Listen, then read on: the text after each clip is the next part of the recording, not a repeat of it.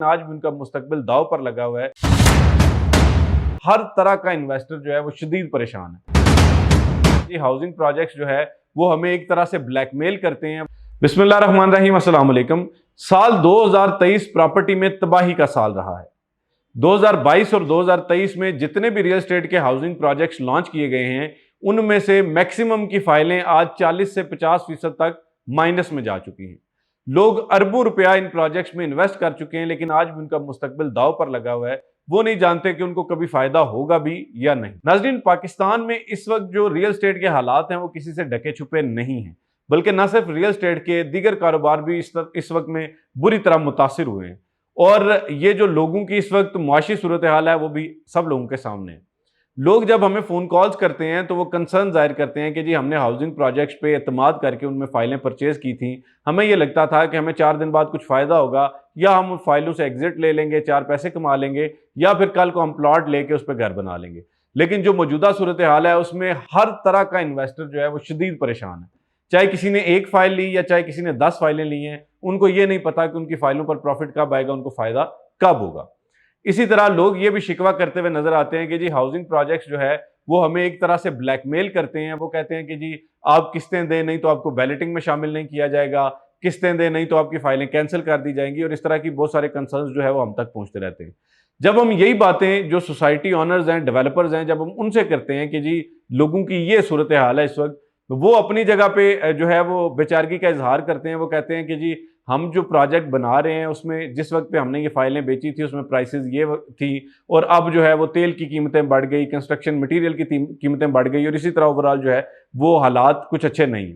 लेकिन बाज़ डेवलपर्स ऐसे हैं कि जिन लोगों ने इस वक्त में लोगों की पोजीशन को देखते हुए रिलीफ फराहम किया।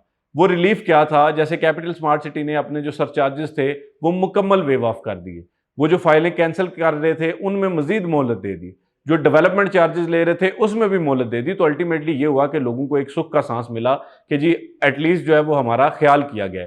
इसी तरह दीगर डेवलपर्स को भी इन चैलेंजिंग टाइम्स में जो है वो थोड़ा सा ख्याल करना पड़ेगा, लोगों को रिलीफ देना पड़ेगा, अदरवाइज उनकी परसेप्शन जो है वो लोगों के जहन में कुछ अच्छी नहीं रहेगी। पाकिस्तान में इस वक्त जो हालात चल रहे हैं, अब इस चीज़ का हल क्या है, या जो लोगों ने फाइलें ली हुई हैं उनको प्रॉफिट कब मिलेगा, फ़ायदा कब हो सकता है, उस पर बात करते हैं।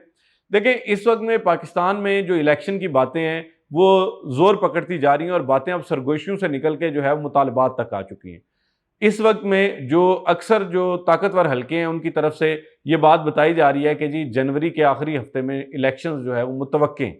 एक दफ़ा इलेक्शन हो गए तो जो भी पाकिस्तान में जमहूरी हुकूमत आएगी वो चूंकि उनको जो है वो डॉलर्स का इन्फ्लो चाहिए होगा, तो अल्टीमेटली वो कोशिश करेंगे कि वो रियल एस्टेट सेक्टर को, वो कंस्ट्रक्शन सेक्टर को रिलीफ फराहम करें, जिसके बाद मुमकिना तौर पर जो ओवरऑल पाकिस्तान में रियल एस्टेट की सूरत हाल है ये बेहतर होना शुरू हो जाएगी, जिससे न सिर्फ कारोबार में बेहतरी आएगी बल्कि जिन लोगों ने पहले से फाइलें ली हैं उनकी फाइलों की पोजीशन भी मुस्तहकम हो सकेगी, बेहतर हो सकेगी, और आप बड़े नुकसान से बच सकेंगे। मेरा आपके लिए मशवरा ये है, जहाँ पर आपने 1 साल तक इंतज़ार कर लिया, ये एक बड़ा लंबा अरसा था, बड़ा एक डार्कर टाइम्स थे, बड़ा आपके लिए एक चैलेंजिंग टाइम था, लेकिन अब आपने अगर इतना इंतज़ार कर लिया है तो आपको चाहिए कि मज़ीद 2-3 महीने इंतज़ार करें, ताकि आप अपनी फाइलें पैनिक सेलिंग करते हुए माइनस में ना बेचें, बल्कि जब हालात बेहतर हों तो उस वक्त सेल करें, ताकि आपको कुछ फ़ायदा हो, और अगर फ़ायदा नहीं भी हो रहा तो कम से कम नुकसान तो खुदा न खास्ता ना हो। तो ये कुछ चीज़ें थी जो आपके साथ शेयर करना ज़रूरी था। मैं उम्मीद करता हूँ कि आपको ये बातें पसंद आई होंगी। मैं कोशिश करता रहता हूँ कि आप तक जो है वो हक़ाइक़ पहुँचाए जाएँ, और आपको जो है वो अच्छी इन्फॉर्मेशन आप तक पहुँचाई जाए। और अगर आप हमारी ये वीडियोज़ का तसलसल मज़ीद देखना चाहते हैं तो उसके लिए हमारे चैनल को सब्सक्राइब करें, ताकि इसी तरह जो है वो हम आप तक मालूमात पहुँचाते रहें। फ़ी अमान अल्लाह।